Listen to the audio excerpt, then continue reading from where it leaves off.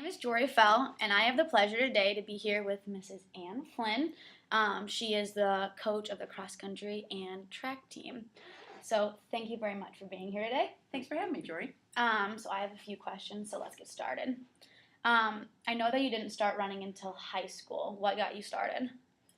Well, to be honest, I wasn't real athletic. I was kind of quiet and kind of nerdy and needed some activities to do. And some of my friends went out for the track team, and just really only for that reason I went out for the team. I didn't know if I had any talent or anything, but I went out because I thought it would be fun.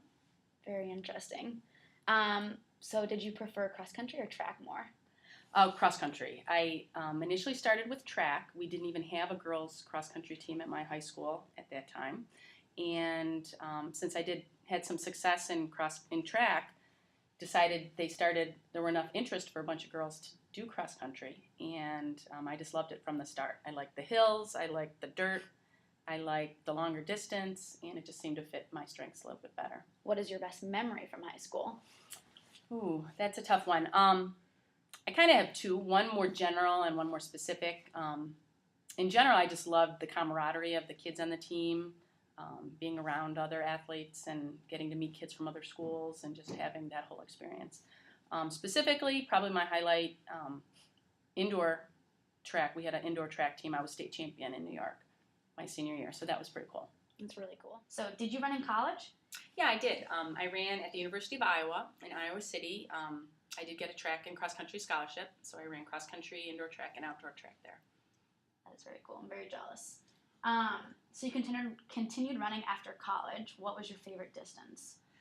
Well, after college, first of all, I got married and had kids, and I wanted to keep running, but I was kind of intimidated of running back, trying to repeat the same times and things I did. So after I had kids, I decided to get into marathoning, and I ran my first one about 7 months after I had my son, Evan, and I just loved the marathon, and it turned out to be the best distance for me as far as I was better at the longer and longer that I could go. So by far the marathon was my favorite distance. What was your best time?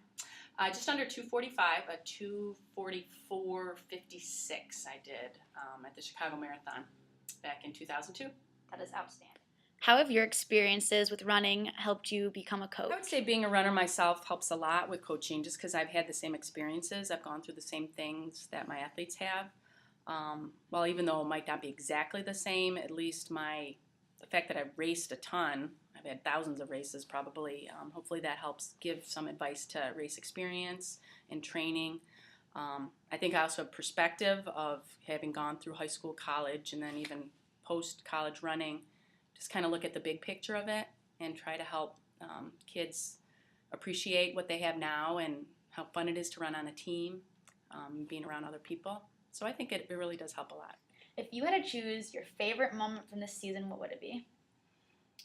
Well, I guess I hope we haven't had it yet because we're not done with the season yet and we still have regionals and state. But so far, I guess, probably with the girls team, my favorite was as soon as the Portage Invitational ended. I really feel our girls ran so well that day and even beyond their own expectations. And I was just so excited to see the times that they ran, the people they were passing.